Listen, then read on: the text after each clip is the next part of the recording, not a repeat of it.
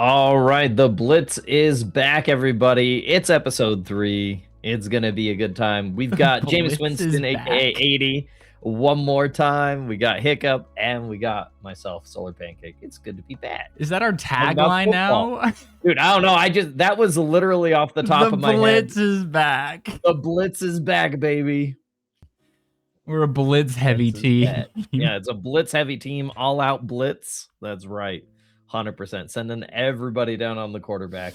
Today, our Blitz is focused and centered on the NFC North, which is one of the craziest divisions right now. So I think we can just jump right into it. There's not a whole lot of news that's been broken, so we'll jump right into it. This was probably the closest division last year. We were talking a little bit about it before we started the show. And I think this next season, it's going to be just as close. Listen, I mean, the Bears don't suck anymore, so now we don't have a permanent basement dweller.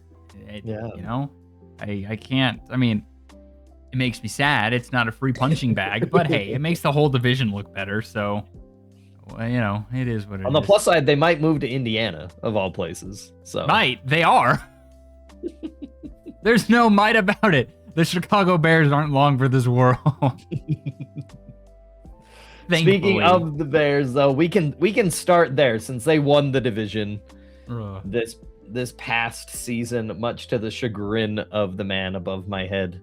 But the Bears looked pretty good. Caleb Williams, second year into the league, looked a lot better than his first year. Iceman coming in with a lot of his end of game glory or luck, depending on who you're asking. Yeah, I mean, I do think it I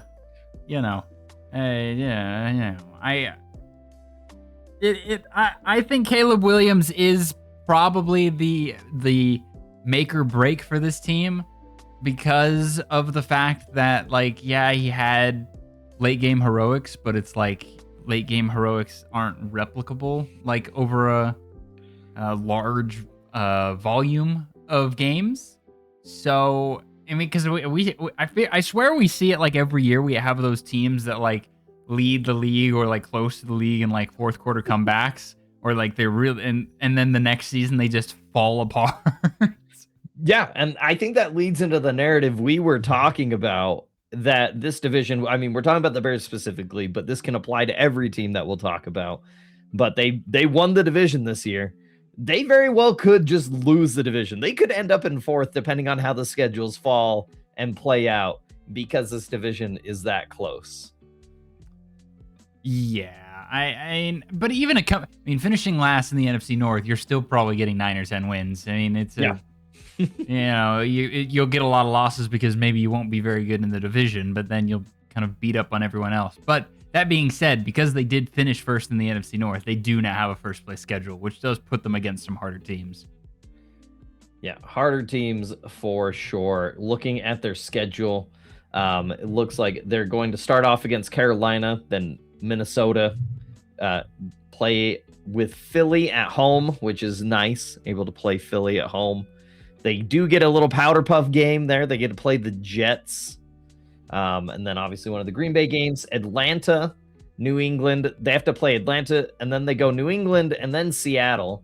Seattle, by the way. That's a tough game. That's a brutal poll. You go against back-to-back weeks against the Super Bowl participants from last year. Yeah, like, fortunately for them, it is the middle of the season, so it's like by that point you'll kind of know how those teams look. But that's not. I mean, and it's Monday Night Football in Seattle. Weird things that happen in that stadium. Weird things happen on Monday night in Seattle.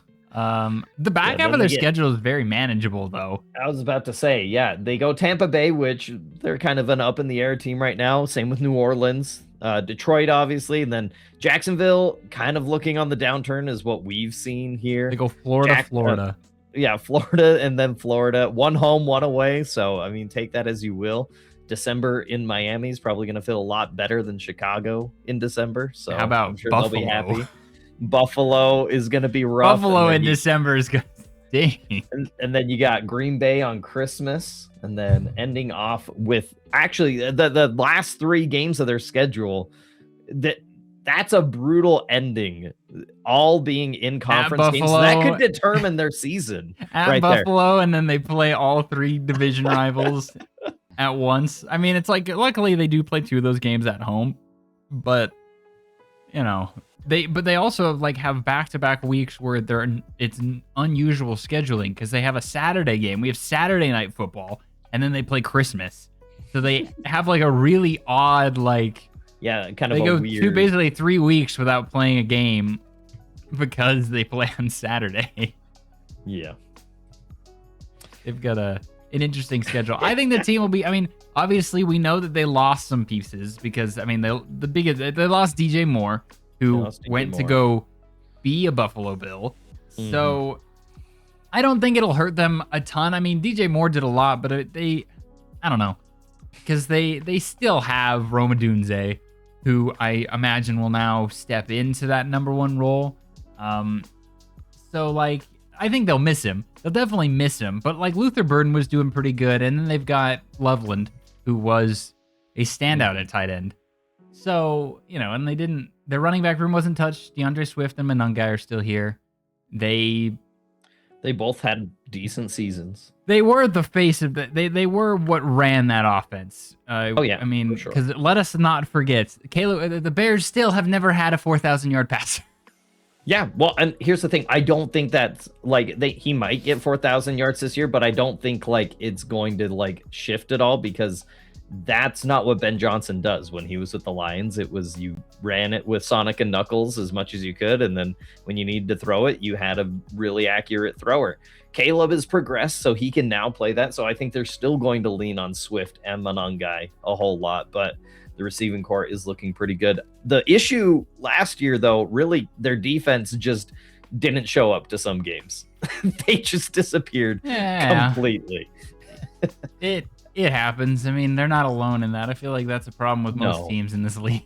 But on that note, they drafted Dylan Thieneman, who was probably the premier safety outside of the guy that went to Dallas. What was his name? I can't remember. We'll get to that when we get to the NFC East, I guess. I can't remember his name right now.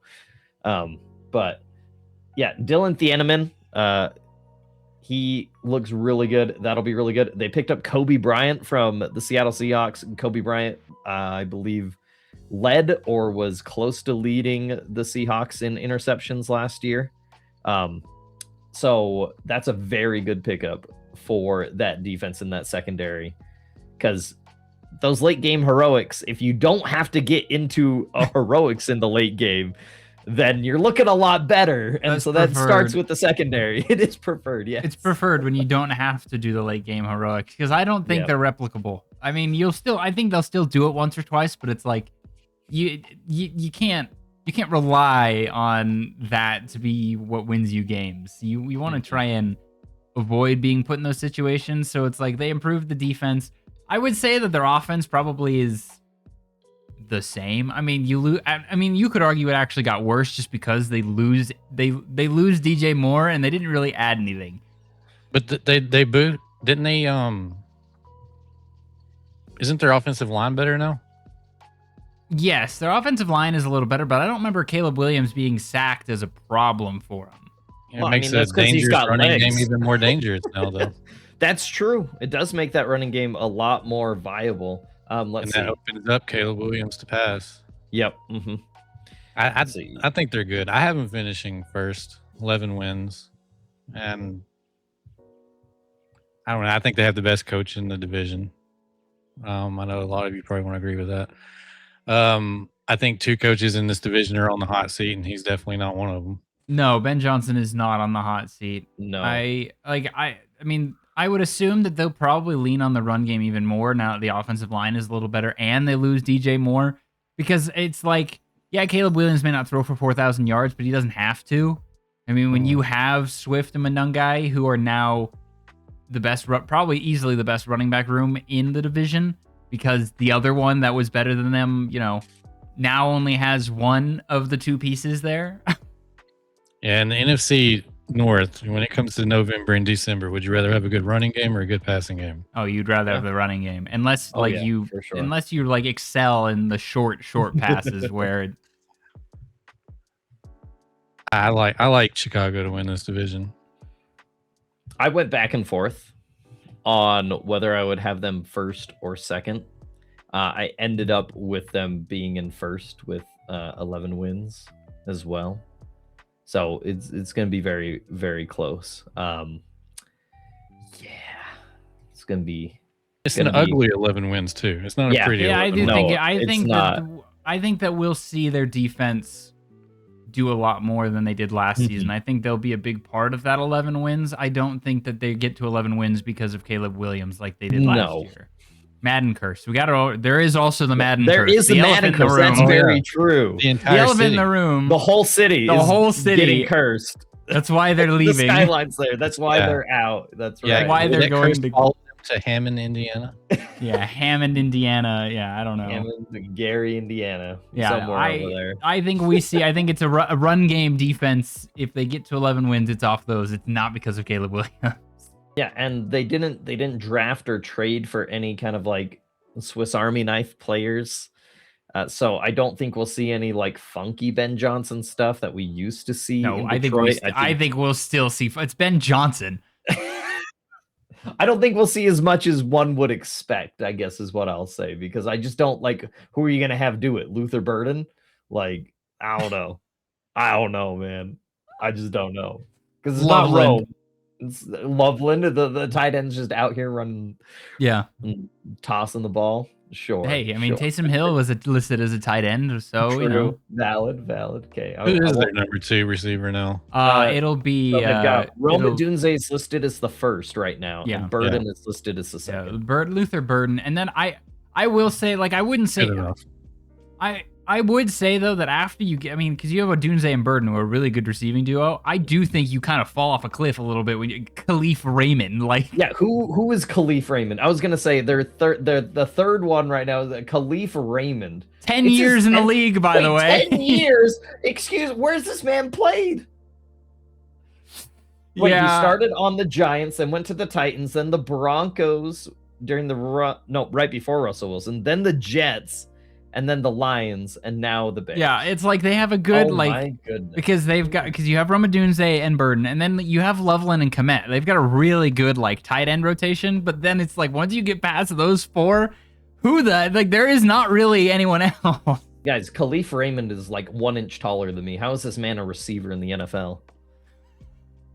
What? What? Maybe he just doesn't get hurt. I don't know. Yeah, dude, Tyler Lockett looking at just falling down all the time. So maybe he just jumps higher than you. They do. True. They do. Like if DeAndre Swift or Monungai got hurt, it would be very bad. Yeah, it'd be devastating. It would be quite bad for this team.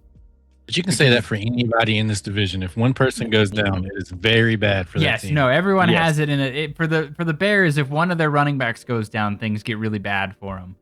And then for the other teams, there is at least one player. As soon as that player goes down on either side of the ball, the team kind of can't make up for it. I mean, we'll see what their defense is able to do, because if their defense is even above average, then you wouldn't have to worry about it as much, because then you're not going to be playing from it behind as often.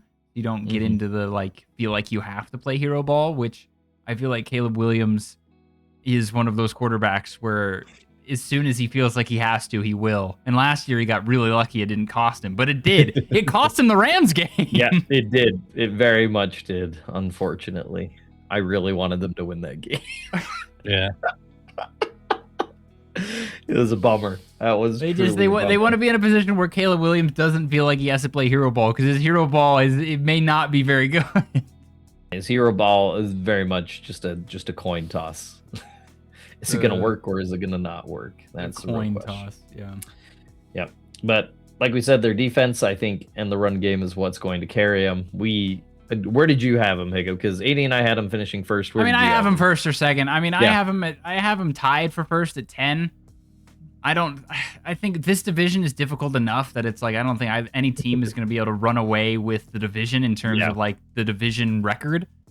So I think it's like I think they're all going to finish within like two or three wins of each other, except maybe one team may be, maybe falls off a little. Maybe fall off a little bit, but I still think they're all above 500. Now, unfortunately, because of how good the NFC West is, I don't know that this division is in the 3-team playoff spot. I just don't think it's possible because the Niners are still a good football team. Yeah, they're pretty good. Yeah, it'll be interesting for sure. Anything else on the Bears before we move on? I think they have the best color scheme in the division. Ooh. Now hold on a second. That's interesting because I think personally I would give that to the Lions. I gave them a win for that. That was my tiebreaker. But I'm trying to be unbiased because my initial thought is immediately I go Vikings because I love the purple. But I'm a purple guy. I do enjoy the Lions color scheme only because they pull off that like those midnight jerseys extremely well, and I am a sucker for black jerseys. They go crazy. They are pretty good. Now, when we see those Vikings blackout jerseys that they showed during the offseason, I might swap. But those could be good. Those could be good. I'm a purple fan all the way. Yeah, you are. Honestly, though, I'm gonna be real, AD. If I'm looking at basic color scheme, I think I'd put the Bears last in the color scheme. That's fun. I have a special place in my heart for orange. You do have a special place in your heart for orange. That is true. I do not. I don't know why. It's probably because my brother always played all the orange teams constantly in any sports game. No. I just didn't like the orange. But we can move on, and we'll move on to Wisconsin here. And we'll take a look at Hiccup's Packers here. So they finished 9-7-1 last year. That tie did some heavy lifting. If that tie doesn't exist, we're not in the play. True and real. I mean, who you tied against, it should have never been a tie to begin with. So but we also shouldn't have lost to the Panthers and the Browns. So I think there's bigger concerns than the tie against the Cowboys. We were a field goal kicker away from 12 wins last year. Yes, we were, which is why we drafted one. Trey Smack, which by the way is like Smack out of Florida. The most bad A name for a kicker that I've ever heard. Like Trey Smack, that goes hard. People were calling for Brandon McManus's head. We were calling for the school teacher to start over this man. Constantly, honestly. Why was it harder for us to replace freaking Mason Crosby than Aaron Rodgers? Somebody please tell me why. That is literally, I'm hoping if Trey Smack can just be above average, I mean, that's like 3 wins in of itself. True, that is. I would like to start on Green Bay if that's okay. Yeah, go for it. I'm just going to make a quick statement. Y'all can say whatever. I think they take a step back. I think Micah doesn't come back as strong. Obviously, he's going to miss a big part of the season, but when he even comes back, I think the injury he's not going to be that strong. I think the pass rush is non-existent, and the corners get exposed. They missed the playoffs, and I think Matt LaFleur is finally out of a job by the end of the season. And that's my statement on Green Bay. That is bold.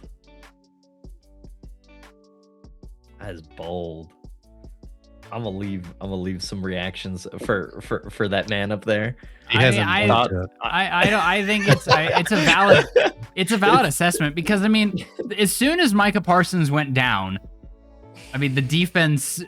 It's not like the defense fell apart, but the problems that were there with the defense became very evident. I mean, I don't even know how we got off to the start we did with freaking Keyshawn Nixon as our starting corner, who still is our starting corner for some reason. Still a starting corner, by the way. Still a starting corner, by the way. Like him and Carrington and him and Valentine just aren't like that is a horrendous cornerback room. Like, fortunately for us, we do have a really good safety duo. Like Evan Williams and Xavier McKinney are really good. So it's like our entire secondary isn't a problem. It's literally just the corner. Our cornerback room is horrible. Yeah, and I think what AD brought up, you guys did end up trading for, what was his name? Zaire Franklin. Yeah, we got a new line. Yeah. So a new linebacker that can help out because Lucas Van Ness has just been kind of like so-so.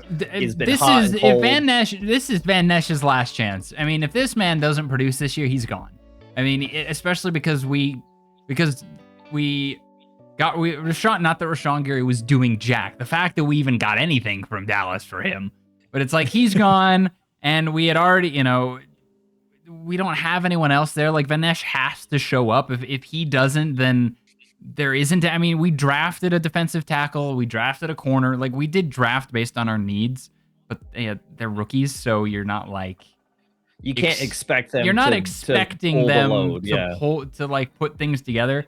Because, it's like, I look at it, it's like, we still have Devontae Wyatt, who is, like, decent. I'd say he's an above-average defensive end, but he's not, like, a game wrecker. He's not a Micah Parsons. So it really is, like, if this defense is going to do anything, Wyatt, Van Ness, Edgerrin Cooper is pretty good. Like, we've got some quality there, but it's, like, our best players are our safeties. And it's, like, if the safeties are the ones that are having to control the game, then that means the quarterbacks are having a little bit of a trouble. So it's just like my worry is the corners are going to let us down. Like we may not have a pass rush, but it may exist. But it's like unless you have a pass rush that only gives the quarterback like a second to throw the football, Keyshawn Nixon and Carrington Valentine are going to get exposed. It's just going to happen. It'll happen. And then on the flip side of the ball, if we're looking at the offense, there were not a ton of changes. You did lose Romeo Dobbs. He's up there in New England now. So it's Christian Watson, Jaden Reed, and Matthew Golden leading the way. Tucker Kraft is going to come back from injury at some point. I don't remember what his timetable was. He should be ready by the beginning of the year. Is he ready by the beginning? That's what I thought. Everything that I have seen points to week 1. I do think that because we lost Dobbs, we lost Wicks. I do think that too, it almost is an addition by subtraction because our wide receiver room was quite crowded. I mean, we saw it by the fact that Matthew Golden was like not used. It wasn't Matthew Golden didn't do anything last year, and it wasn't because he sucked. He just wasn't schemed for because he was like 5th on the depth chart. Yeah, I think my issue with the Packers wide receiver room right now is the fact that you guys paid Christian Watson so much money. I think it's fine. And he gets hurt constantly. I'm just worried he's gonna get hurt, and I don't think it's as big of a deal as everyone. I mean, obviously, most people are going to say it is, but it's like you cannot tell me that there wasn't a night and day difference on the offense when him and Tucker Kraft were healthy versus when they weren't. Because Christian Watson is the Packers' home run threat. So if without him, we just don't. Because Matthew Golden and Jaden Reed they're not bad. Like you said, when they're on the field. The problem is when they're on the field together. And that's my worry. Not so much that they paid him. Like, I mean, obviously he's their deep threat. He needs you're right. They are better when he's on the field. But I'm worried that he's going to be down there trying to get a home run ball. He's going to get whacked by somebody, and man's going to be, gone for a large chunk of the season. And then you're relying on Jaden Reed, which he's shown glimpses. He's been decent. And then Matthew Golden, we just don't know because, like you said, he wasn't schemed for. So we don't know how good and how high that ceiling is in the NFL. So that's really what worries me. We obviously have the Josh Jacobs issues. Depending on how that plays out. I haven't heard anything about it. Neither have I. And so it's like right now it's kind of a moot point, but there's a possibility he misses some amount of time. And if that happens, you got Chris Brooks. So it's like, I've seen a lot of hype over that Marshawn Lloyd. Oh, really? Yeah. The problem with Marshawn Lloyd, people were talking about drafting Lloyd late in the draft. Marshawn Lloyd is one of those players that you put under the phantom perma injury for some reason. He was out all of last year with like some hamstring injury or something. And they just like didn't say. He just was like, oh, how is he doing? And he's like, oh, he's progressing. And then it's like we get to like week 12 and he's on IR. We're like, wait, what? This was the Torrey Horton thing for your team. Yeah, like he just didn't exist. He just hasn't played because he just has these like phantom injuries that happen during training camp or something. Yeah, so I think he's on every fantasy sleeper list right now. Oh, really? Okay. Well, there you go. If Josh Jacobs goes down, look for Marshawn Lloyd, I guess. Yeah, the Josh Jacobs thing is just like, because he's at training camp with all of them, and I mean, of all the teams to let a player with allegations against him, you would think that the Packers wouldn't let a player back unless they were like fairly confident that he was clear. So like that is all we have to go off of, that the Packers are letting him in the building, like all is fine. So that's kind of what we have to like, take. That's all we have to go. That's all we have to go off of. And then there's Tucker Kraft, who is a top 5 tight end in the league. I don't think there's any argument against that one. No. If we look at the Packers schedule and looking at it, so we know Micah is out until like mid to late October. So I'm thinking probably like maybe a week 7 or a week 8 return for Micah. And honestly, it's manageable. not a bad time. Yeah, it's manageable for sure. Now, we did see last year that the defense really struggled when he got injured. Obviously, having a kicker would have definitely helped a lot of those games. But regardless, they did struggle. I think maybe like against Chicago and Dallas. The Chicago game, especially being in Chicago, I think will be a little bit difficult. And then Dallas, I think it'll really come down to how does that defense look? Because obviously we took Dallas to a draw, and that was while their offense was still in peak form, because it was before CD went down for a period. So it's like really like those two games, I feel like it's easier to just schedule, to just predict a loss. And then it really comes down to, it's like, it's that Minnesota game that's like kind of up and down. It's week 1. You don't really know what's going on there. But then we get to play the Jets. We get to play Atlanta.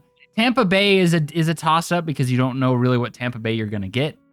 And then there's like Detroit and Carolina. I think like if the Packers can get to that New England game at like 5-3, even 4-4, I think you'd consider that a good spot to be in going into the back half of the season, because as soon as Micah Parsons comes back, even if he's only like 80%, is still going to be a difference maker, and I think will help in those close, like would help against Minnesota, would help against New Orleans, would help against Chicago, Houston, and Detroit. Do I think it will make a difference against the Rams? I don't know. I don't know. I don't think there's anything we can do against the Rams. To be fair, the Rams, I mean, okay, if we ignore how good their wide receiver core is right here, the weakness for the Rams in general is their offensive line. Oh, is the offensive line. I was going to say. Matt LaFleur is undefeated against Sean McVay, by the way. Yes, but I think if you look at that, you have Micah back. And off their a bye, line, too. Yeah, and that is their weak point. So if Micah can disrupt Matthew enough and disrupt Stafford enough, then I think it could help. Yeah. And so, because that's definitely the hardest game on the back half. Because I mean, New Orleans, Miami, I mean, those are, if we lose those games, I mean, what are we doing here? We're going to have a different conversation on those. But even then, it's like, then we have to go to Buffalo. Oh, no. Buffalo's luckily at home. But I mean, you know what? Yeah. So, I mean, that's good. But then we get to play the Miami Packers at home. I mean, but it's like that Chicago game, going to Chicago on Christmas. That Texans game is, I don't know. Their defense is really good, but holy CJ Stroud. Like, yeah, we'll see what he looks like. And then obviously we end the season with Detroit. So it's like, it's fairly dual. I think it really is going to come down to how does the team perform until Micah comes back. Even if Micah doesn't come back at full strength, which I think it's better to assume that he won't. But even at 80% Micah Parsons is better than a no Micah Parsons. Like the defense will get visually much better as soon as he's back. So it's if we can at least get to him coming back over 500, I think you would feel good about things. Yeah. So right now, obviously this is preseason. Obviously things could change, especially in this division. I currently have the Packers winning 9. Same. I have them finishing 3rd at 9-8. Yep, 3rd.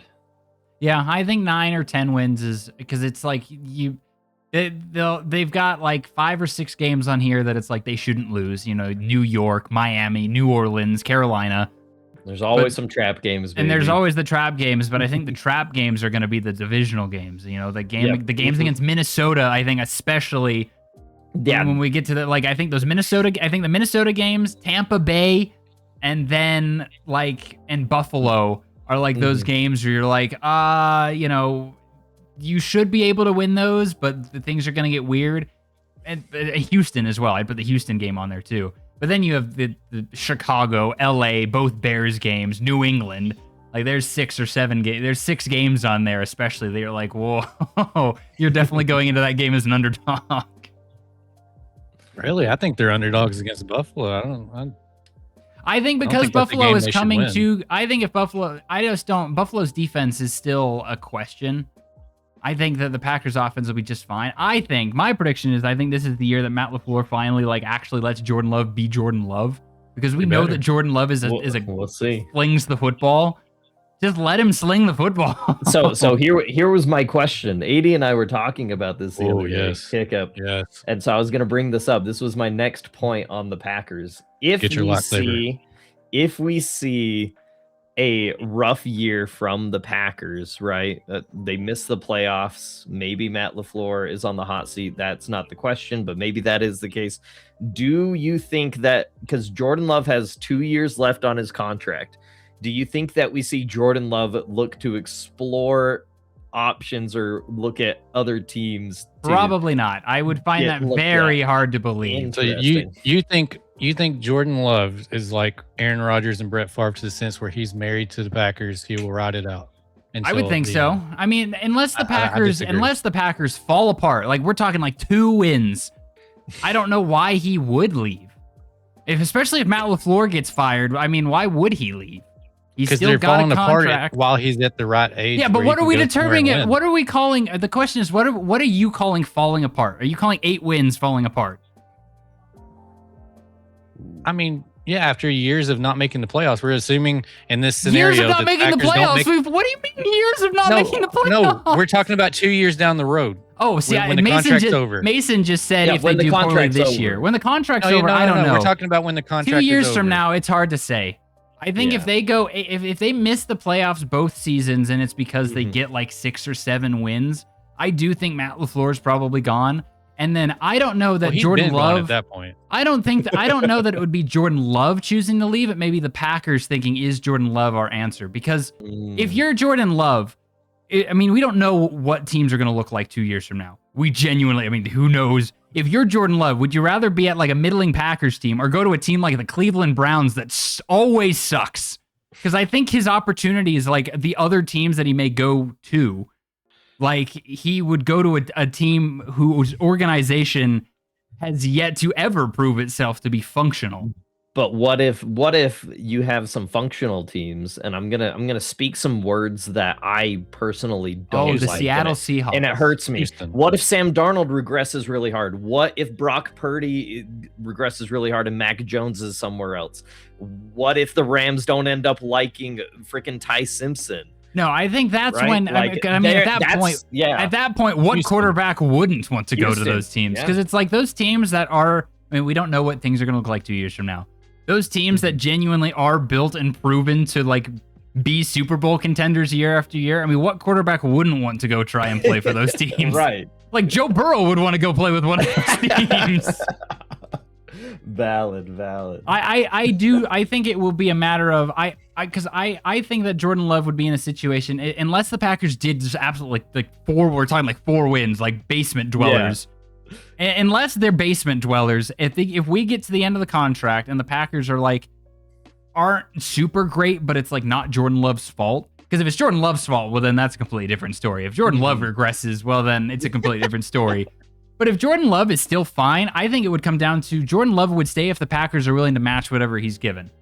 Because I do think that Jordan Love at that point is far enough with the team that he would be willing to stay if they offer him the money. I mean, we've heard that from so many other Packers players. Aaron Jones, Devontae Adams, where it's like if the Packers had been willing to offer the same, if not a little bit more, they would not have left. So, because it's just that's how it's the Green Bay Packers. I mean, regardless, unless they really do turbo suck, they are still viewed by the league as a very like trustworthy, good organization. And so, if you have the ability to stay there, and they've showed that they want you to stay, you typically stay. So, I think in the world where the Packers are like middling at 500, I think Jordan Love chooses to stay if the Packers show him that they want him to stay. If they don't even try to offer him anything, well, then yeah, he's going to walk because he'll feel disrespected. And I wouldn't blame him for that at all. Yeah, that's fair. So it is going to, I think it would be very circumstantial. I think just on the face value of the Packers missed the playoffs because they like are under 500. I don't think that alone would mean Jordan Love is gone. I think there's a lot of other things that would have to play into that. Noted. Very interesting. That's just my. I just disagree. Okay. Yeah.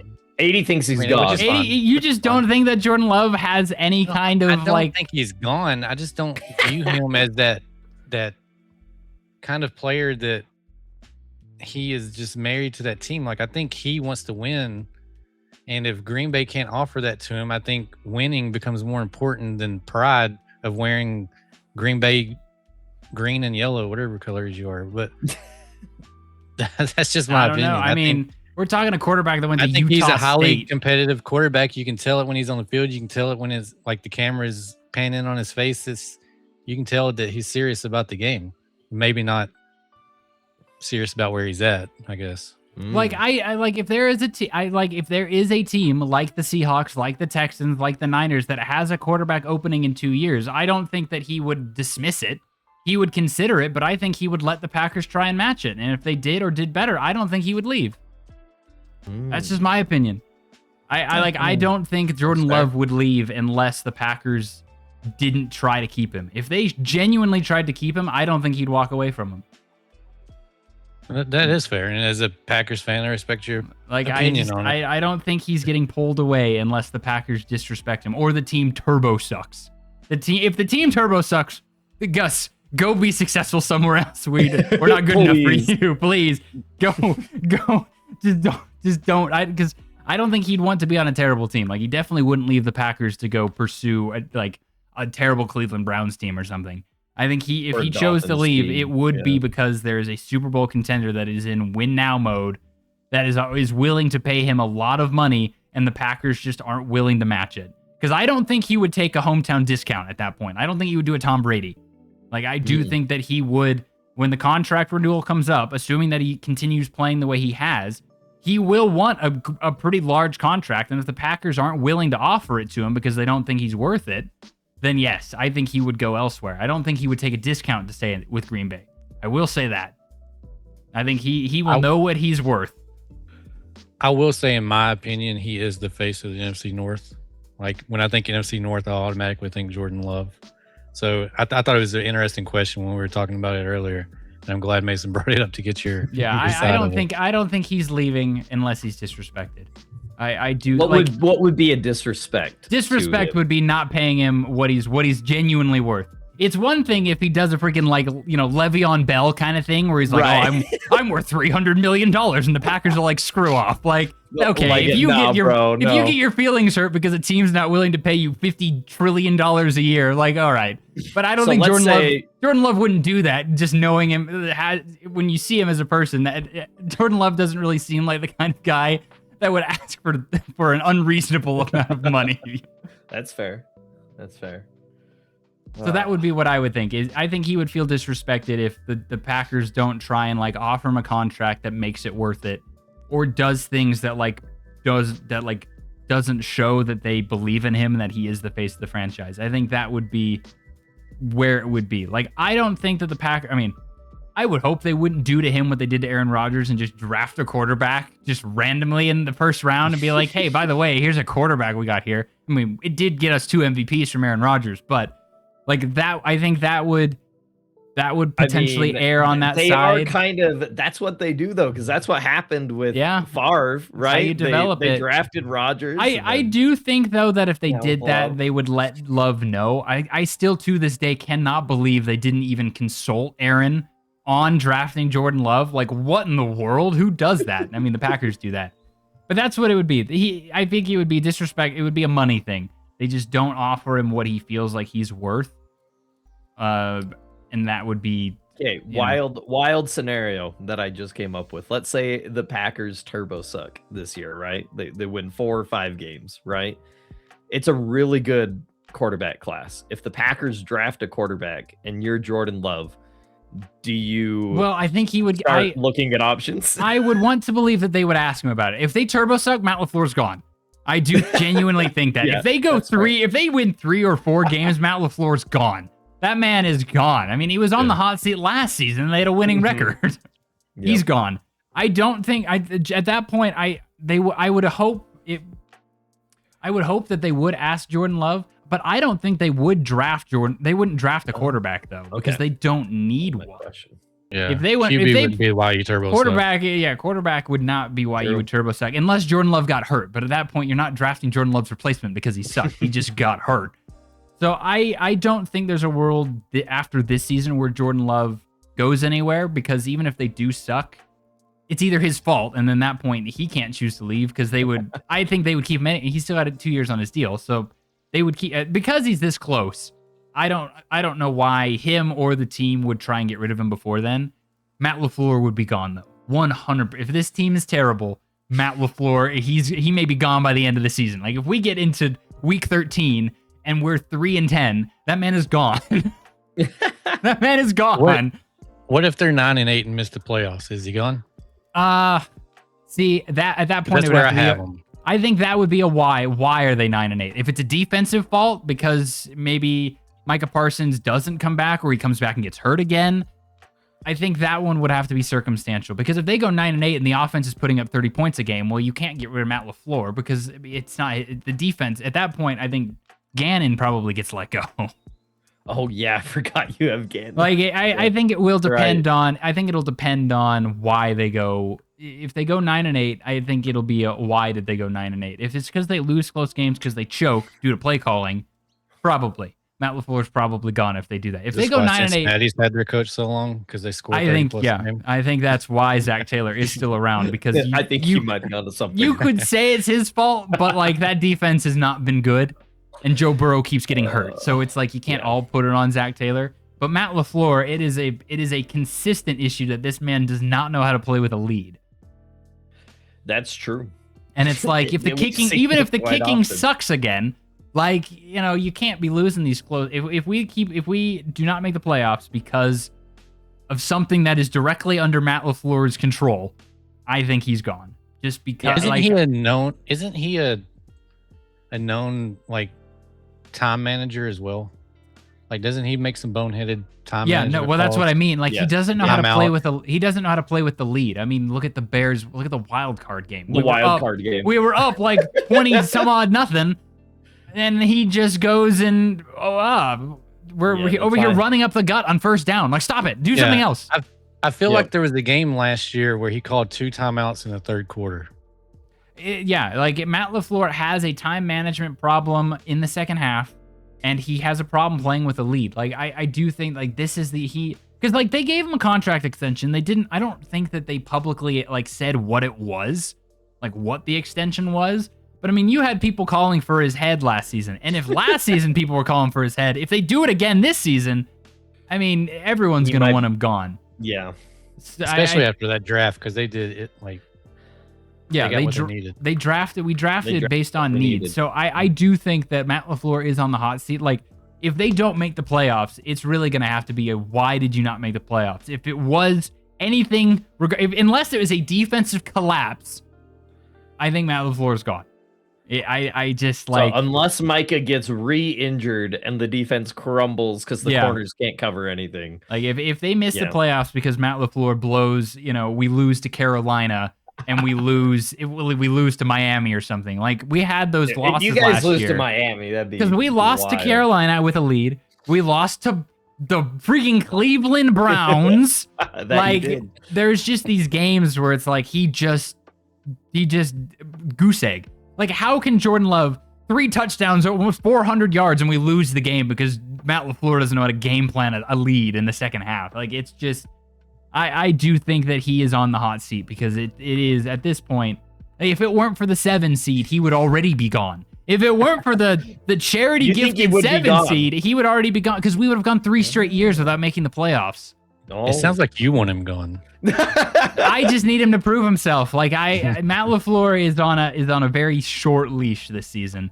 Like, that's why I'm like, if this has to be the year where he finally just lets Jordan Love just like Just do Jordan launch Love it. things. He just launches the football. I want to see some Utah State. Like Jordan let throws, Jordan man. let Jordan Love just play the game. Like stop calling these. I mean, it was like when you'd watch the Eagles last season and you're like, what are we doing? You look at this team and you're like, what's going on? Like the Packers are like a lesser version of that because we don't have the same kind of talent. But it's like, as soon as he lets Jordan Love go crazy, like good things happen. We put up 40 points on the Lions, So I don't know. I think this is Matt LaFleur's prove it year. Like he has to show that he's a competent play caller, because if he doesn't, I think he's gone. Who do we replace him with? I have no idea. Like I will cross that bridge when we get there. I think if we go 9-8, it's either because the defense fell apart or it's literally Matt LaFleur's fault. Because there's nothing to suggest that Jordan Love is going to be the reason we go 9-8. Like this man has not really. I mean, he does make some weird decisions, but Josh Allen makes weird decisions. So it's like, you're not going 9-8 because of Jordan Love. Right. Whereas the Bears may go 9-8 because of Caleb Williams. It's like quarterback is the least of our problems. I am not worried in the slightest. There's a lot more to worry about. I am not worried in the slightest about my quarterback. Especially once Toyotathon comes into play. Dude, don't worry he's about going to be a dad. Toyotathon, like this is his year. It lets him cook. MVP season right here. Oh, here it is. You heard it here first. If Matt LaFleur lets him do his thing, he's gonna have Toyotathon buff. He's gonna have the father buff. I mean, what more could you ask for? What more could you ask my quarterback for? Cue the Terrell Owens clip. Anyways, let's move a little bit west. We'll move over into Michigan. And we will talk about the Detroit Lions, who last year was, they missed Ben Johnson. Holy. Underachieving system because Ben Johnson was gone. And boy, that play calling was rough until Dan Campbell said, yeah, enough is enough. I'm taking over. And then things started to work a little bit better. They still have one of the best few remaining pocket passing QBs, like high precision. Jared Goofball, Jared Goofball, baby. Jared Goff. Hey, that man is accurate. Say what you want, but Jared Goff is a good quarterback. I mean, he just don't got legs. You just don't know. I'm just going to respectfully disagree with that. Okay, fair enough. He's a good quarterback. Yes. Okay. No. Okay. Well, 80, I will, before you say, I do think Jared Goff is a wholly system quarterback. But he does very well in that system. So it's like, I don't know, he excels in the system. So he may be a system quarterback. Okay, 80. You've got Jared Goff, you've got Jordan Love, you've got Caleb Williams, and you have Kyler Murray in this division, because we're not going to bring up JJ McCarthy. I don't care what kind of stories they're trying to spin, and we'll get to that. That man doesn't exist in this conversation. Yeah, it doesn't exist. You have those four. Where are you putting Jared Goff in that lineup of QBs as far as best to the least best? Are you putting him fourth? Just because the Vikings have Kevin O'Connell, I'm putting him fourth. Okay. Well, at that point, wait a minute, but that's not fair. We're not arguing based on Kevin O'Connell. No, I think quarterback, he turns Kyler back into a QB like he should be. Okay. Don't get me wrong. I'm not a Kyler fan. I don't think he's. I wouldn't want him on my team, but I think the Lions. I have him last in this. I do think that Jared Goff is the easiest quarterback to exploit because he has no maneuverability. Like as soon as that pocket collapses, that man is dead. Yeah, that man. Yes, and I think every team's defense. There's still a question mark on Green Bay because we got to see how the rookies perform. Right. But if they perform well, every defense got better in this division except for the Lions. And I think the Lions are like the only team that arguably got worse because they lost David Montgomery. As good as Jamar Gibbs is, I don't know if he can handle getting basically 90% of touches probably. Because I think we're going to see Isaiah Pacheco going to take away touches. Yeah. I think we're going to see why the Rams traded Goff. I mean, it's easy to have one good year, right? I mean, we've seen it so many times out of a quarterback. I don't like this guy. I don't like him as a quarterback. If I was a Lions fan, I would be hoping that they were looking to draft someone or whatever for the future. The offense got worse. And I think the playmakers around Goff makes him look better than what he actually is, but those playmakers are starting to go away. I don't like the lines. To your point, 80, we saw that the OC last season, he got dismissed mid-season, right? Because we talked about it. The play calling was terrible. They've brought in Drew Petzing to be the OC. Drew Petzing notably was running the offense in Arizona before this, which not the greatest offense out there. Oh. So to your point, I mean, it may not look great again. It may not look great. I do not like this Lions team. I have them winning 8 games. They're the only team in the division with a losing record. Maybe I'm a little bullish. Pretty nice giving them 8 wins, honestly, if you look at their schedule. Yeah, their schedule is... Yeah, we can pull up their schedule. Maybe I was a little bit bullish. I had them finishing second in the division. Whoa! I think they lose to New Orleans. I think New Orleans wins the NFC South this year. I think they're a decent team. Not good. Decent. Yeah. I mean, decent wins you that division. And then... I don't know. It starts out looking good for the Lions, and then I mean, there's only 3 games on here that I look at the Lions and be like, okay, they win those, and it's from the 3 worst teams in the league: New York, Arizona, and Miami. Yes.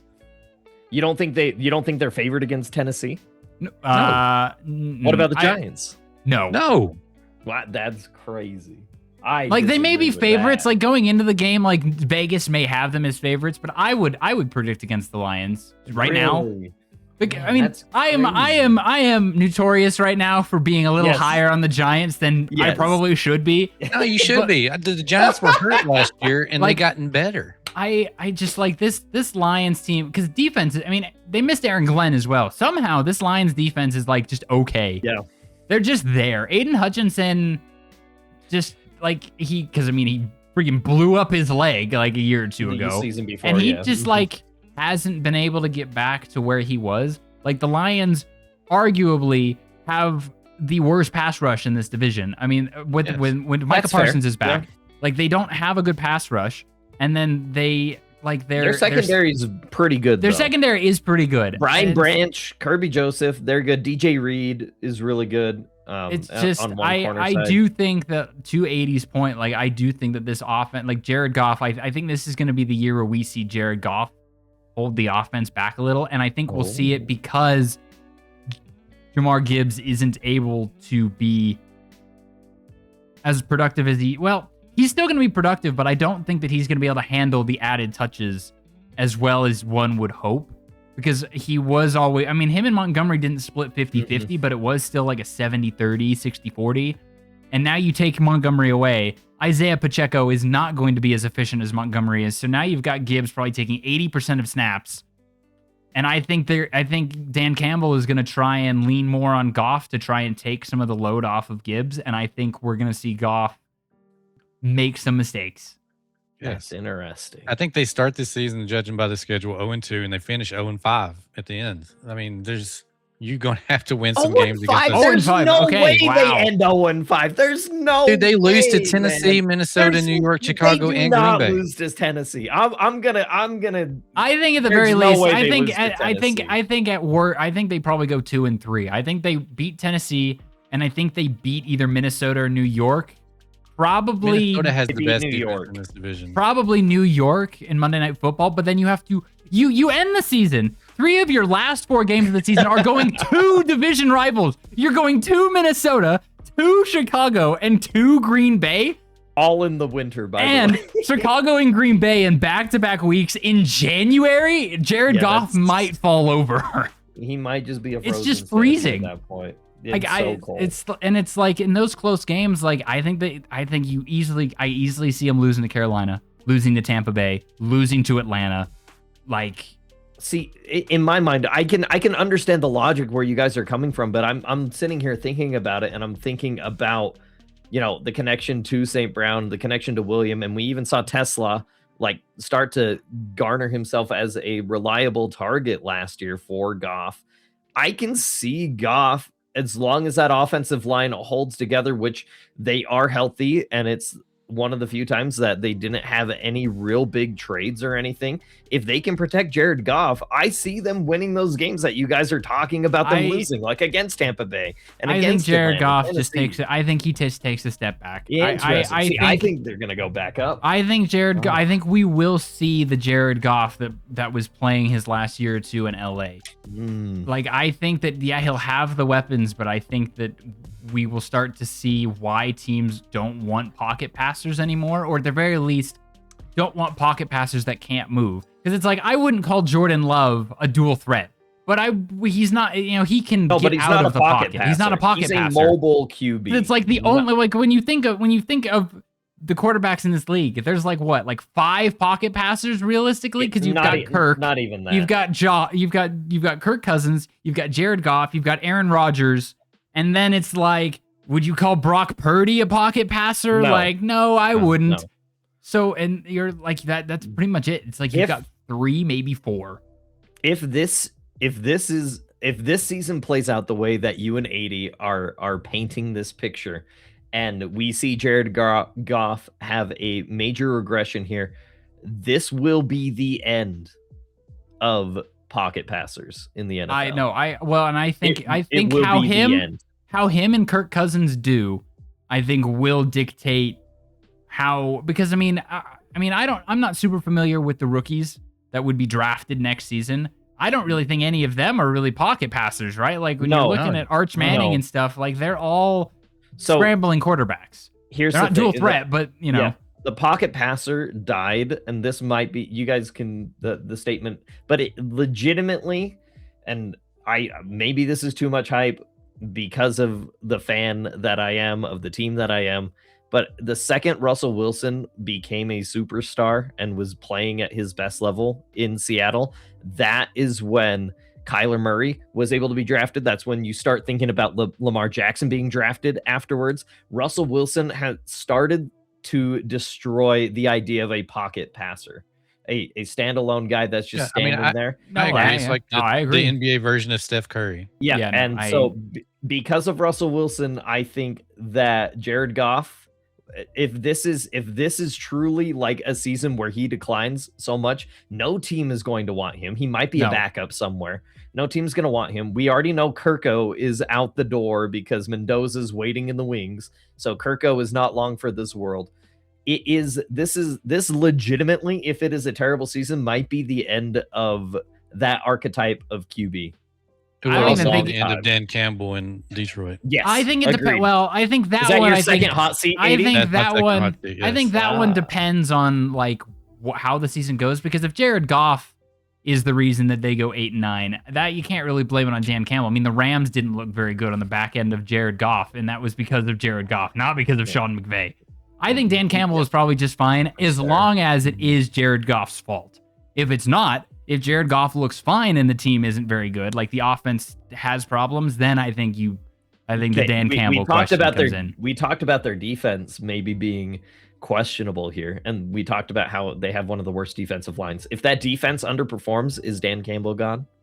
Well, but Dan Campbell doesn't do much. He's a defensive guy, isn't he? He's a defensive guy. Yeah, he started defensive guy, which is why I was surprised when he took over play calling for the offense. He was the DC. Oh, yeah, that's a good point. I think that is why 80's hot seat take makes sense. No, I think that makes sense. I do think it will be somewhat circumstantial, because if it's Jared Goff's fault, then yeah, I mean, you can't. Dan Campbell did what Jared Goff just didn't perform well. If injuries are a problem, again, you can't really I swear, it's like every other year their defense just like is made of paper mache. So that one, again, you can't fault. But if it's like that, if the team is healthy, Jared Goff isn't throwing 2 picks a game, and they're like only okay, then yeah, at that point, the only person it could be is Dan Campbell. That's fair. So I can get behind it. So yeah, we'll see what happens if Jared Goff is the end of the. Oh, go ahead. Sorry. Nope. You go for it. I was just to add on what Hiccup said. I don't think it matters. I really don't, because they're going to finish 4th, and the fan base itself is going to be so mad that there's going to be such an uproar that they have to let him go no matter what. I can see that, because they were so close. Okay, let's restart. Yeah, because they were so close to getting to the Super Bowl a couple of times. They had a lead on the Niners in the second half. Dude, I wanted them to win that game so bad. This is the second time I've said that. Remind me not to let you pick my games. Come on, NFC North. Yeah, don't. We are your demons. Gosh. I think they finished last. I would have them like 9 wins is probably the ceiling that I'd give them 10 wins as the ceiling. Like, they do have the talent there. Like, I do think that they could make the playoff. And that's the thing with this freaking division. They could win. They could win the division. I don't know.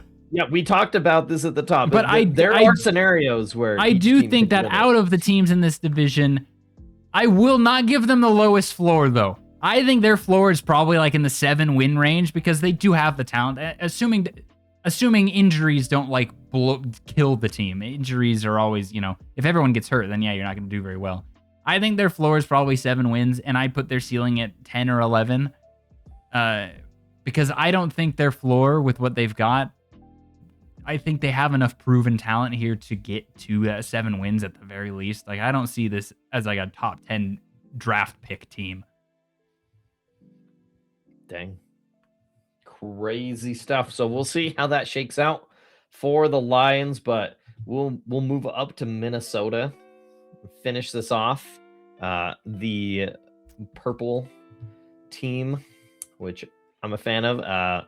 Right now, their depth chart does show Kyler Murray as the starting quarterback. That's been big, as it should. But this has been the big talk for this offseason. They went ahead. They signed Kyler Murray as a free agent to compete with JJ McCarthy, aka 9, aka compete, aka in quotation marks. That's the story that they've been spinning literally all offseason. So funny. They will not say anything. Every time an interview comes out where they interviewed both of them, like the stark contrast in how the two of them respond to questions about the quarterback competition is hilarious.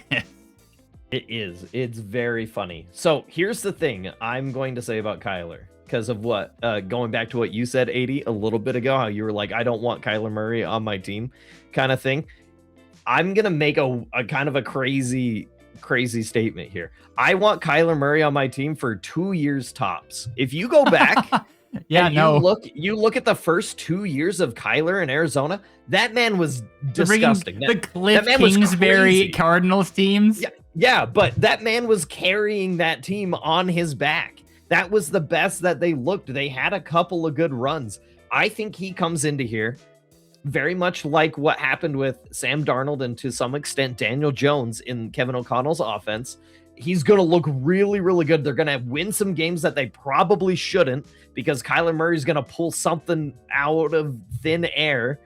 And then if Minnesota signs him to a longer than 1 year contract after this year because he did well, I think that's going to hurt the Vikings. That's my take on this Kyler Murray situation. Murray is not the long-term solution. No, he never will be. He should not be. Put him on your team for 2 years to have a fun, really interesting team where they're going to win a couple of games that they should have no reason winning, and then get him out of the building. Yeah, and it was a minimum contract too, right? So you're not. They signed him for like dirt cheap. Mm-hmm. Dirt cheap signing. Except you waste another year, Justin Jefferson. That's it. Dude, rip Justin Jefferson, man. Hey, he'll at least have a better quarterback.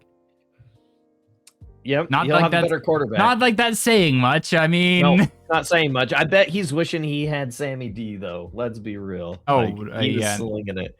But looking at the depth chart for Minnesota, they've still got Aaron Jones and they got Jordan Mason. That's a decent running back room. I will say, I do think that is the worst running back room in the division. Aaron Jones is really. I think Aaron Jones is the Lions below them. I think Jamar Gibbs alone is better than because Aaron. I think Aaron Jones is just on the wrong side of Father Time. I mean, even the last. I would say Josh Jacobs is better than Aaron Jones and Jordan Mason, and assuming that Marshawn Lloyd, exercises his demons, I would be fine with those two over Aaron because we saw last season, like Aaron Jones got hurt first of all, And then even when he came back, like Jordan Mason was then getting more touches than he was. Like you want to talk about a running back by committee, like here you go. The Minnesota Vikings. I think Aaron Jones is just like every year is just kind of getting worse and worse. I wouldn't be surprised if Jordan Mason is the starter by the end of the year. Yeah, but even so, I think in the Kevin O'Connell offense and with a quarterback like Kyler Murray, I think you plug either of those running backs in. Doesn't matter if it's Mason or Jones. I think you don't need them to do anything. Exactly. It's great. They don't need to do anything, so they don't have to be good. Wait a minute. Kevin O'Connell is he's a passing coach. Yes, very much so, which is why your run game has to open up the passing. Though. Yes. Not necessarily, not with Kevin O'Connell. I mean, here's the thing. You got Justin Jefferson, you got Jordan Addison. As long as Jordan Addison does not go speeding around in a car again, like let's just. Dude, and they got Juwan Jennings as well. Yeah, like, they got Juwan Jennings. Dude, they have just a bunch of J's. It's just. And we got 2 JJs. Like, who said this was okay? And then they've got a TJ. They do have a TJ. That's crazy. And then they've got another JJ as their backup quarterback. Now, I will say, when you go to look at the offensive line, because that was a little bit of a struggle last year. Didn't matter what quarterback was in there, whether fortunately it was for them, aging Carson Wentz or McCarthy. But Will Fries is the thing I want to point out. Well, they got Will Fries, but here's the thing. That happened last year. I remember when this was happening because the Seahawks were also talking about picking up Will Fries. And then he decided to not take the physical for the Seahawks and decided to go to Minnesota, who didn't run a physical on him. And that man had one of his worst seasons on record. He did not do well. So Will Fries does not give me any think that confidence. even if the offensive line is still a bit of a question mark, it is still Kyler Murray. It is the one downside about having a dual threat quarterback is it makes a team get really, really like apathetic about their offensive line situation because the team goes, oh, our quarterback can run around and escape the pocket. Therefore, we don't have to protect him as well. And if you look on the flip side of the ball, this is a very good defense, and you still. Brian Flores is Brian Flores is still there. I will say the one person immediately that gives me pause is you still have Andrew Van Ginkel as your linebacker. That man's getting old and he's got a crazy name. Like I've never liked his play. Every time I've watched him, I just think that there's always a better linebacker out there. But Brian Flores will do whatever he wants with whoever he wants. He's one of those defensive coordinators. It's like him and Vic Fangio. It's like you could give them literally anybody and they're going to put together like a contender defense, and even if the offense is putrid.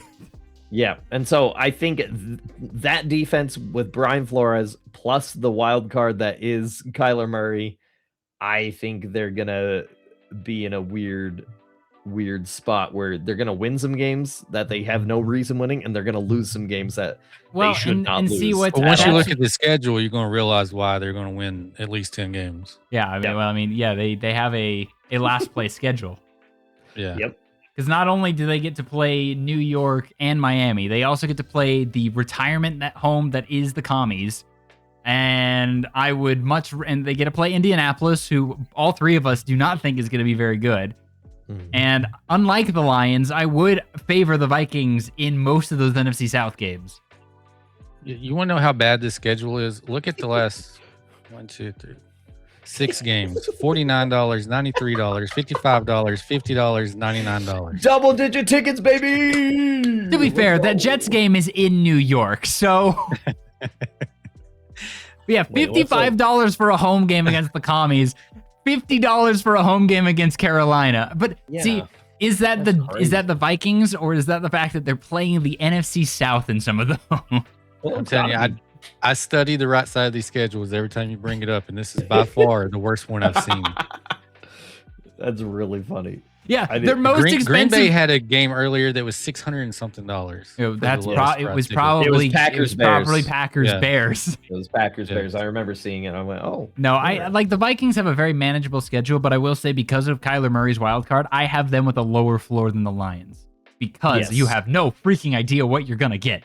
Yeah, no idea. I would put their floor at like 5 or 6 wins because what in the war? Like, Kyler could, and I kind of hope that he is just exciting and it's fun. But Kyler has the chance to just be a turd. And they have 4, maybe 5, maybe 6 primetime games. That's pretty good. Oh, do they really? Yeah, they have a primetime game against Buffalo, against the Niners, against New England, against Detroit. And then that Chicago, who knows where that Chicago game ends up. Mm-hmm. Why do they have 2 flex games? Yeah, wait, I was about to say, why is week 16 a flex game? That's the week. Is that Christmas week? It's because of New Year's and Christmas, because of the weird way, because Christmas is a Friday. Yeah. And New Year's is the following It could be Saturday or Sunday. And New Year's is the following Thursday. So you have like do you do games on Sunday? You know, you have to see, because they may do Saturday games on after Christmas. And in fact, I think they are wanting to. Isn't that where they're trying to have Netflix do a Saturday game? So I think that's why. Yeah, we've already seen the Netflix game. Yeah. But that was the Green Bay Chicago. Yeah. So I think it's because they're trying to have Saturday football. That they may put on like NFL Network, because they did that last year. They had Saturday games following Christmas. So I think that's why. And because they can't do a Thursday night game the week of New Year's, because it's no, yeah, they can. New Year's isn't. Oh, it's New Year's Eve, because I don't know what the NFL does when New Year's Eve falls on a Thursday because of bowl games, because that's college football. Yeah. You don't want to get in the way of New Year's. So I don't know. So I think that's why, like, they're trying to figure out what to do with week 16 because of where that Thursday night, that's a weird week. But this is the first schedule we've seen tonight where it's the TBD. So it's like everyone has figured out but them. Let me. We'll that was funky. Oh yeah, because you have Monday. Well, because that's Monday Night Football. That's Monday game. That'll be fine. Chicago. Whoop. And they were going against Green Bay on that. Oh, but Chicago's playing on Christmas, and then Green Bay is so the same. Packers. So that's why. So they're the only, because the other 3 teams in the division have a primetime game that is Monday Night Football or Christmas. So it's like, I do think it is the NFL trying to decide, like, are we going to put a game on Saturday? What games are we going to put on Sunday? That would be my. Let me see. Let me just go to a random other team. Nope. The Seahawks play on Christmas. That's a normal. So do Sunday. the Rams. That's a normal Sunday game. Oh, see, the Bengals have it as well. Their flex game against the Colts is also a flex game. So I think that's what it is. I think they're trying to figure out, like, timing on that. Oh, fun fact. They are having a Thursday Night Football game New Year's Eve. Bengals-Ravens. Congratulations. You heard that here. It's going to be a good game. AFC North, that'll be fun. That'll be a good time. Competing directly with college football. That's right. Yeah, you're going to have to pick that or Georgia and whoever they're playing. Yeah. True and real. All right. Well, before we wrap up our NFC North discussion here, we would be remiss if we did not go to 80's Fantasy Corner. So, 80, what fantasy questions in the North of the NFC do you got for us? All right. So, NFC North is outside of Gibbs and Jefferson, who cares? So I didn't go all in on AFC North. Fair enough. NFC North. Or NFC North, sorry. Yeah. But one thing that I always like to look at when I'm drafting is contract year players, because I firmly believe that those players play harder that year. Makes sense. So they have a chance to make more money and a little extra motivation to play harder. So I'm going to give you a list of contract year players. Oh, okay. Okay. Tell me where they would be on your team, if at all. So if it might be QB1, QB2, or you wouldn't trust them no matter what. It doesn't matter if it's contract year or not. So we're going to start with Kyler Murray. Obviously, it's contract year. I would love to have Kyler Murray on my bench. I think he is one of the biggest agreed. wild cards in fantasy this year for sure. I think if you go by matchup too, Yeah, dude. with Yeah, what we if saw on you their if you schedule, get I Kyler think Murray, you could if find you a get good Kyler team. Murray sitting on your bench and then you plug him in against the Jets, against the Dolphins, against the Panthers, I think Kyler Murray has the potential to like go crazy in a backup quarterback spot. So do you actually draft him and just put him on your bench, or do you hope he's available free agency when that week comes? I think it would. I think that'll have to come. I think that would come down to who else is available in those positions. Because I it's think like he's because it's like because no one. I would hope no one's trying to take him as quarterback one because he's too much of a wild card. So it's like he's not going to be taken in the first probably 5 rounds because usually your quarterback ones, anyone that's trying to take a dual threat quarterback they're gone by then. But it's like when you get into rounds like 9, 10, 11, where now you are starting to draft backups. It's like, would you rather have Kyler Murray as a backup quarterback, or would you rather go and get, a backup running back or like a third string running back or something? I might. I think it would depend just on who else is available and what my team looks like at that point. Like his backup I tell you quarterback. what, if this man is available starting round 9, I'm probably going to take him because I think with what's riding on him this year, that he knows he has to prove himself to get another contract. Yeah, no, I agree with that. He could end up being a top 10 fantasy QB. I was I going would to say agree. I would take him as my second QB quite easily. No, I think that Kyler is probably one of the biggest upsides of starting quarterbacks that are good enough to want on a fantasy team. Because it's like, when you think of all the quarterbacks you want to have, because everyone else you want to have as a number one. You'd want to have Josh Allen as a number one. You'd want to have Lamar as number one. Because it's like, I would put Kyler Murray in the same kind of conversation of like Kyler Murray, Sam Darnold, like the quarterbacks who have really good supporting casts, who have the potential to do really well, but you do not trust them to put up the numbers to like have them be your number one guy because of how fantasy is. But like, they're not going to lose you a game in those good matchups and when your other guy has a bye week. Yeah, I think maybe round 8, but no sooner. Yeah, no, I think like if he's available like round 9 or later at that, it's like who else is available, and you just kind of needs based picking. Yeah. All right, so the next one is a quarterback as well, and this one there's more to it than a contract year because this guy has to stay healthy. He's had shoulder injuries in the past, but when he's playing, he's a really good fantasy player to have. But Baker Mayfield.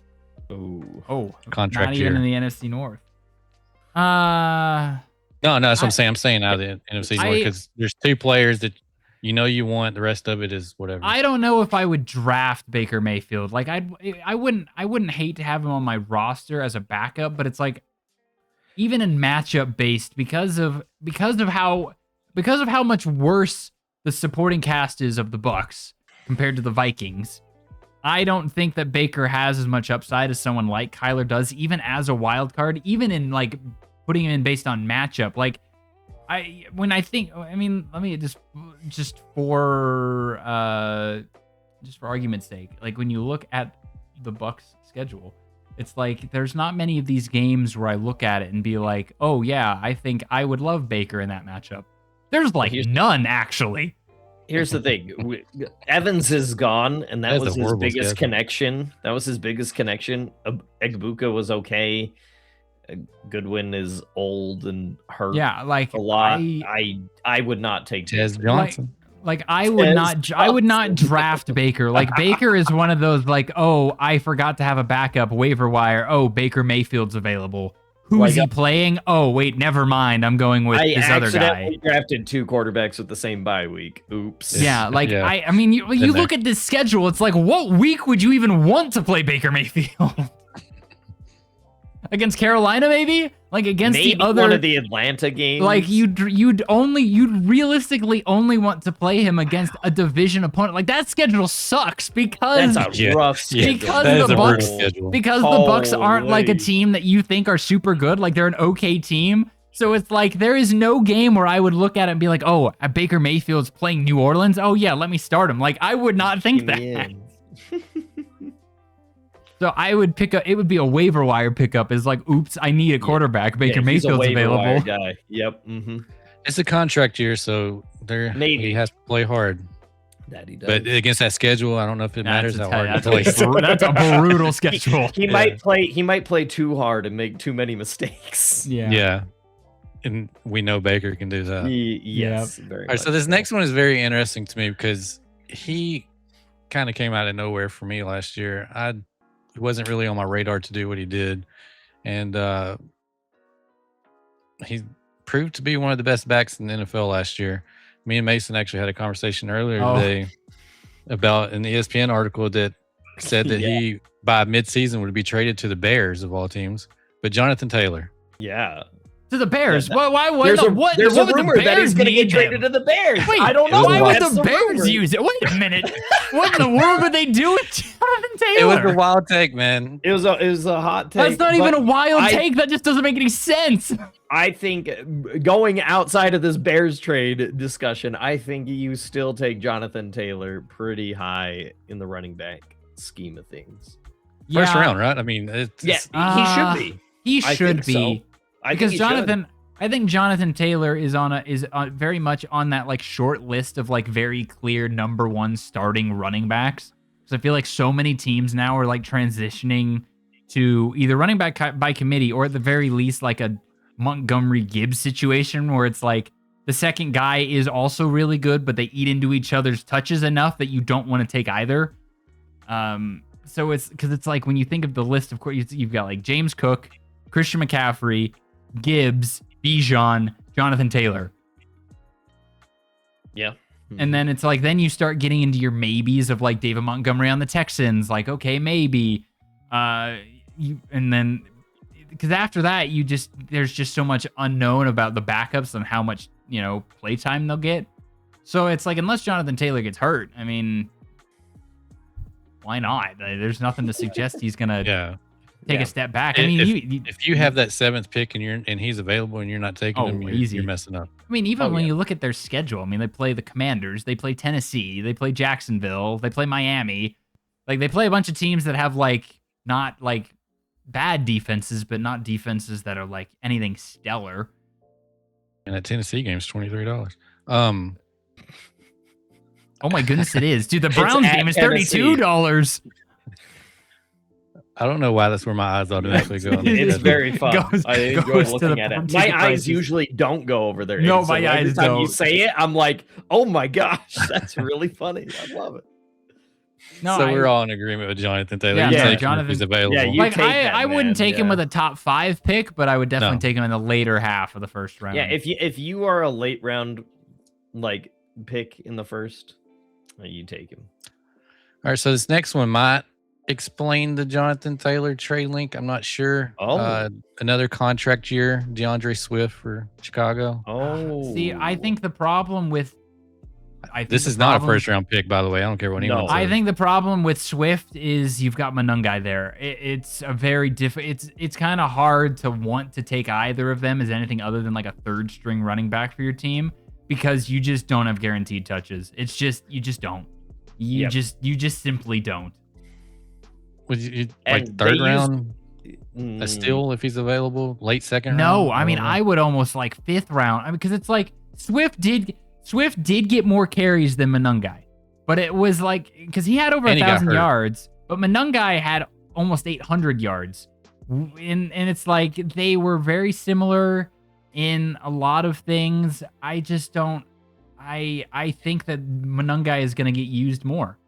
Because he was a rookie. He was a rookie. A 7th round rookie, Monungai was. And he was taking what I would say is probably 40% of touches. I would assume that he's going to get even more. And then you're really just going to end up in a 50-50 back situation. And it's hard to argue one over the other in terms of like wanting to take him. I'll be honest. I think he might be more of a waiver wire guy this year. Maybe if he's like waiver wire. Whoa. Yes. Whoa. I think there are, if you're looking at it from a fantasy perspective, I think there are plenty of other running backs, including backup running backs, that you'll get more production out of based off of how they run systems and everything than what he could get you. Because here's the thing, I can't remember off the top of my head, but as far as I remember, he's not a back that catches a lot of passes either. Checking. So I That's could be interesting wrong, though, but because you might have a point because a lot of these teams that had committees broke up their committees this past yeah, there's a offseason. lot like Yeah. Canine's gone. Montgomery went to the Montgomery's Texans. gone. You got Yep. Algier. Yep. Bijan will Yeah. be more of a standout. So I think there's a bigger chance where you're going to get more value out of another pick. Not saying that Swift isn't going to like have impact, but I think he could be like a waiver wire, like a week by week scenario. Somebody gets hurt or something, right? I think he's a safe pickup option, but I don't think he's going to be somebody that you initially draft.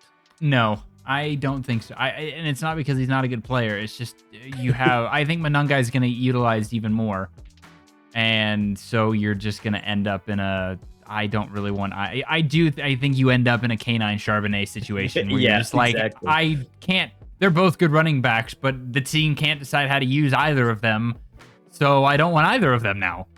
That's what happened to Bucky Irvin like last Yep. year. Yeah, when he no, came back. actually, Yeah. I think it's exactly what's going to You're happen. right. Is I think Monungai is going to maybe not take majority of the snaps, but take just enough more than he had last year that it's like neither of them are going to break 1,000 yards because they're both going to be sitting at 800 yards instead. It's going to hurt both of their fantasy. It's going to hurt both of their fantasy. It's going to be great for the team, but it's not going to be good for Yep. fantasy.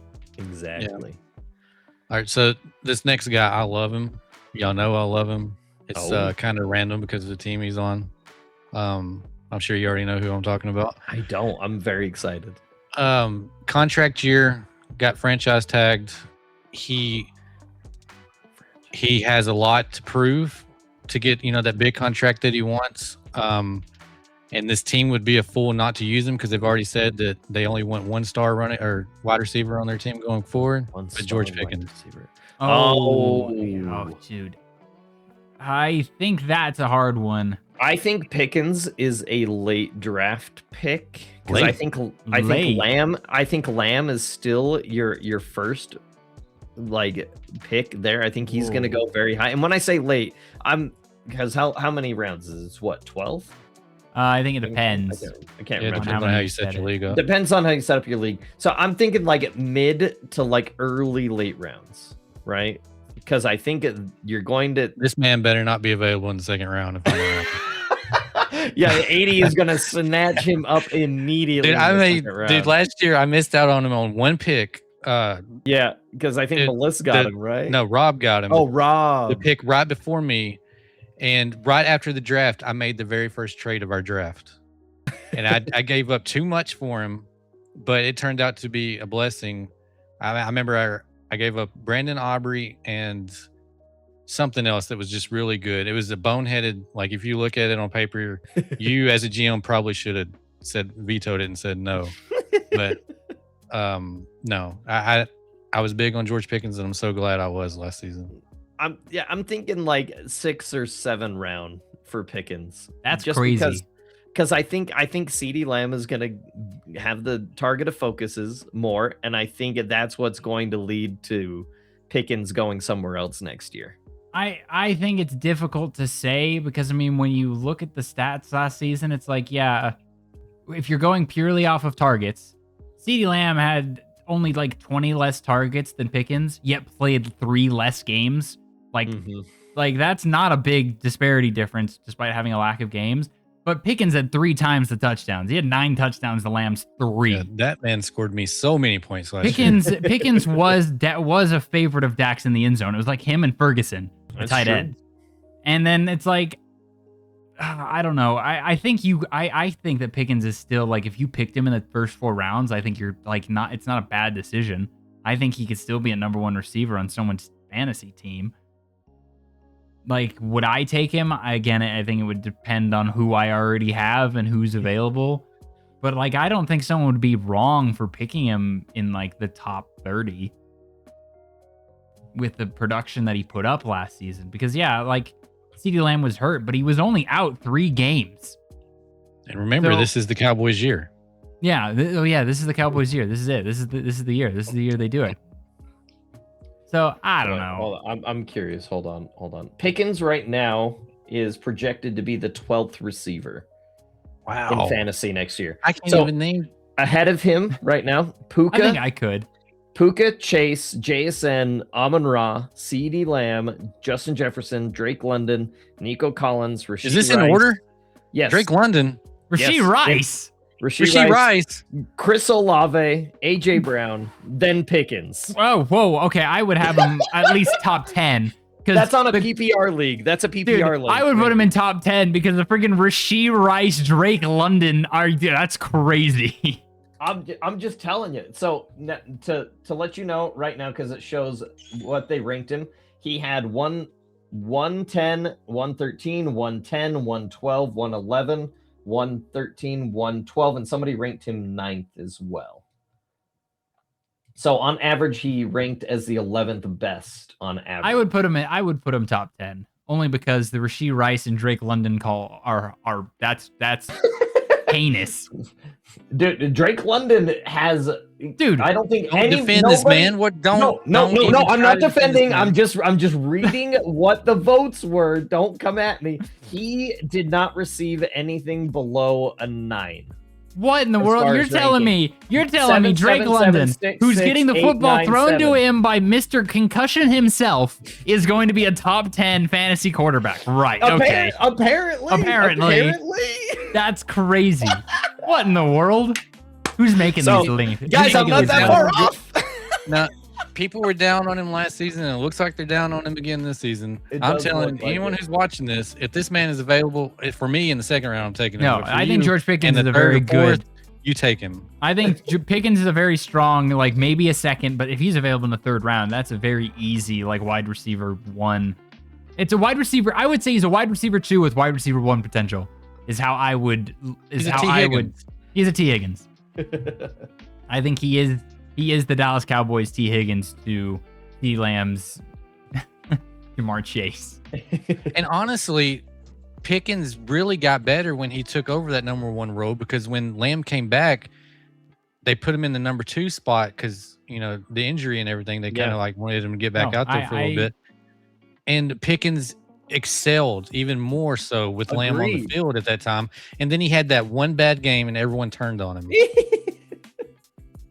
Yeah, no. It will be interesting. But yeah, he is ranked as 12th best receiver. Just do keep in mind that this is the every other year for Dak Prescott, so he may get hurt.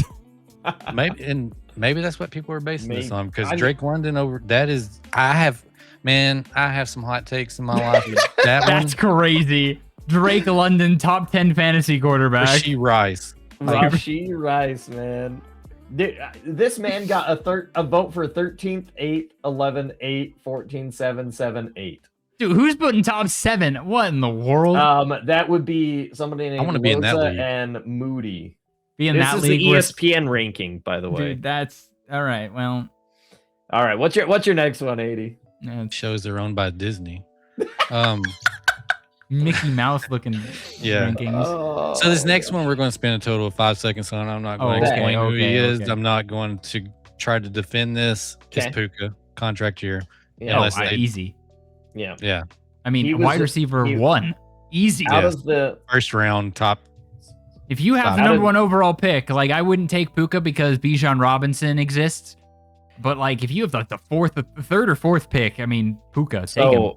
Out of the rankings, since I have them up still, he received, out of the 8 voters, 5 of them said that he was the number 1 pick. Yeah, no. The other 3 picked Chase. So I mean, I think the only thing that potentially would make somebody pick someone over Puka is that Devontae Adams is the red zone target, not Puka. So you do kind of lose out on big plays. You are very reliant on big plays to get your fantasy points, because Puka is not really going to get those red zone targets, because Devontae Adams, let's face it, is a cheat code in the red zone on the goal line. Like, oh my gosh. You want to guess where Devontae Adams is on here? Adams is probably 20 something. Good call, 19. Oh, I was so close. You're close. I feel like Devontae is specifically because he has quite a lot of touchdown upside compared to most receivers. Because most teams aren't throwing the football in the 1 yard line. Unless you're Pete Carroll in the Super Bowl, most people aren't doing that. It's been 11 years. We can let it die. We've cured those demons. The Patriots were I- put into the ground. I think you're Puka or Chase are your easy number ones. Justin Jefferson is just a tough one because you just don't know what Kyler's gonna do. So it's like, JJ is ranked 6th. Yeah, no, that's fair. I think that the Kyler Murray factor does hurt him a little bit. Yeah. And then JSN, I think JSN just naturally takes a step back. I mean, that man was on record pace for like the first 3 quarters of the season. He's the 3rd best wide receiver. Yeah, I got one more for you. All right, one more. And this one is interesting. So I got some. Ooh, I'm excited. I got some stats pulled up for this. Okay. Oh, okay. I gotta prep my stats. I mean, this guy has a lot to prove if he's going to get another contract. That's the bad thing. But TJ Hawkinson. TJ Hawkinson, a tight end. Oh. Okay, so I'm going to start out by saying Kyler Murray loves to throw to tight ends. He does. Trey McBride Everything went nuclear. All right, I had to dig deep for this. Kyler Murray leads the NFL all time in pass attempts but pass attempt ratio to tight ends. It's a 4-to-1 between wide receivers and tight ends. So he throws to receivers 4 times to tight end 1. The closest behind him is 6-to-1 ratio. So not even close. Kyler Murray loves his tight ends. Now, here's the thing. Okay, never mind. I was going to say something, but it was proven a little bit wrong. So Kyler Murray was drafted in 19. Trey McBride was drafted in 22. So they're not together anymore. Well, no, but I was talking about the tight end connection. Why Kyler Murray was throwing to tight ends was my argument was because he had Trey McBride. He had 3 without Trey McBride. I don't remember who the Cardinals tight end situation was before then. But the other thing I'm going to bring up is outside. I'm just going to say that the wide receiver situation in Arizona has never been good ever since Fitzgerald left. No, and I mean, because of that, I think that is also bringing that up for Kyler's numbers, is because at that point the tight ends probably were more reliable. No, this actually dates back to college. This dates back to college. Even at Oklahoma, he threw to his tight ends. Okay, interesting. That does change. Wide receivers at Oklahoma? I don't remember. And I looked it up, and his tight end that he was throwing to, like, holds the record for tight ends or something like that. Okay, so during his Heisman winning season, his top 2 targets both came to the NFL. You have Hollywood Brown, so I mean, is what it is. But he also did have CeeDee Lamb. Okay. No, ask it who the tight end was. That's what I'm talking about. Okay. His tight end, holding. Some guy, the standout during the Heisman year was Grant Calcaterra. That's him. Yeah, look up his stats. Calcaterra. Wow. Okay, Grant Calcaterra stats. I'm very curious now. For that season, by the way, because I think they only played with each other 1 year, or maybe 2. 26 receptions, 396 receiving yards, 15.2 yards a catch, and 6 tutties. That's it? Wait. That doesn't sound very... That was the 2018 season. That doesn't sound very... Maybe it was the season after or before. Hold up.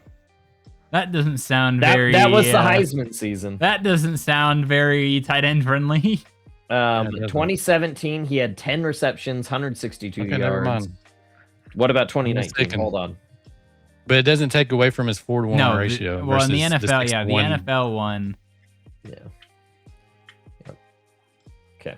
I will say, though, I mean, it's one thing if Kyler's doing it, but Kevin O'Connell hasn't really always been a tight end guy. Like, Hawkinson has never broken 1,000 yards. He's been with Minnesota for 4 years now, and he's only broken 500 twice. The last 2 seasons, I mean, last season, JJ McCarthy, whatever.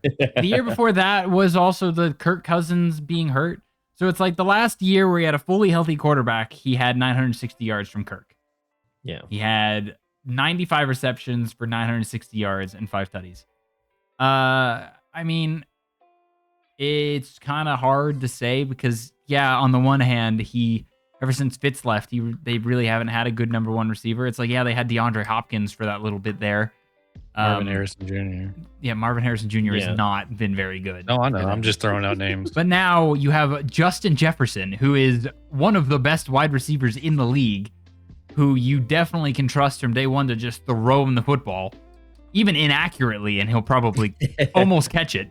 So, the Kyler Murray tight end throwing stat is a good one, but that does have the asterisk of he is playing with the best wide receiver he's ever played with before. So here's my question for you, 80. Where would you rank him in the tight end rankings? If we're going based off of it's a contract year, he's going to play. You wouldn't draft him? I feel like most tight ends you're probably not drafting. Let's be honest. There's like 4 or 5. There's 4 or 5 you I draft. hate the tight end position because if you don't get the top 3, it doesn't matter who you have anymore. Yeah. So TJ Hawkinson right now is ranked 17th out of 25. They only ranked 25. Yeah, it's like if you're not getting Trey McBride or Tucker Kraft or George Kittle or Brock Bowers, just like forget it. Like why or Jake Ferguson. That's interesting if we want to pivot off of that, because you went from Trey McBride and Brock Bowers, which are number 1 and 2, like unanimously almost. And then you went to Tucker Kraft and George Kittle, which are 8 and 9 in the rankings. Where's Jake Ferguson? Who's between them? Jake You ready Ferguson's for this? in there, right? Okay, so Trey McBride. This is in order. Trey McBride, Brock Bowers, Colston Loveland. Oh, right. Tyler Warren, which is in Indy. Oh, which Indy. I don't agree with. I don't agree with that one. Not anymore, no. Nope. Harold Fannin in Cleveland. I don't agree with that one just because that quarterback situation is. Yeah. Number 6, it's his year, everybody. Kyle Pitts. Dude, Kyle Pitts is perpetually going to be like in that top 5 tight end fantasy discussion because it's his year, guys. Yep. And then 7 is Sam Laporta in Detroit. Okay. Then you got Tucker Kraft, George Kittle, and then rounding out the top 10, you got Mr. Swift himself, Travis Kelce. Jake Ferguson not being top 10 is crazy to me because Jake Ferguson is 11th. He was getting a lot of touchdowns thrown his way by Dak. Between Pitts and Moody, I'm kind of done with fantasy tonight. That is crazy. Dude, they've got this friggin' anyone not named Bijan Robinson should not be anywhere near the top of a fantasy list. All right, let's see where the running backs rank, just out of my own curiosity, because I've got this open. It goes Bijan number 1, Gibbs 2, McCaffrey 3, Jonathan Taylor 4, Achane 5, James Cook 6, Genty 7, Hampton 8, wow, Barkley 9, and Chase Brown 10. I hope everyone goes off these rankings in our league that draft. Dude, Saquon, if you have Saquon as the 9th best running back, you're getting a steal in like the 4th round for Saquon Barkley. Behind Genty, by the way. Yeah, behind Genty. I will say, though, because, I mean, factoring in the fact that this is the every other year for the Christian McCaffrey sweepstakes, I would say that Bijan Robinson, Jamar Gibbs, cliff everyone else. Especially because that's Montgomery is gone, and now Tyler Algier is gone. Bijan and Gibbs are going to get so many touches. Like, whether they should or not, they're going Especially Bijan, because now that quarterback situation, Bijan is going to get so many touches because that quarterback situation isn't good. And then I would almost take Achane over Christian McCaffrey because that man is the only thing on that offense. That's the problem too, though.